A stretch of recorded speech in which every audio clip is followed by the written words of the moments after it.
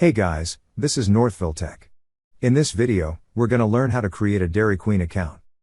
Open the website at dairyqueen.com, then click Sign In. At the bottom part of this page, you will see an option for Create an Account. Click on Create an Account. Now, enter your first name, last name, email address, phone number, and US zip code. After entering all the required information, click on the tick box below to confirm that you agree to the privacy statement, visitor agreement, and accessibility statement.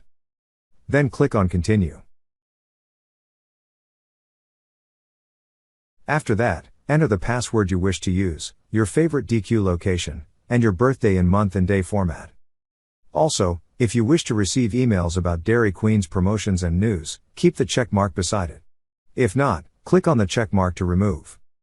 And lastly, click on the Create Account button. Now your account has been created. That's how you create a Dairy Queen account. Thank you so much guys for watching, and if you have not yet subscribed to our YouTube channel, please subscribe to our YouTube channel as we create tech videos almost every day.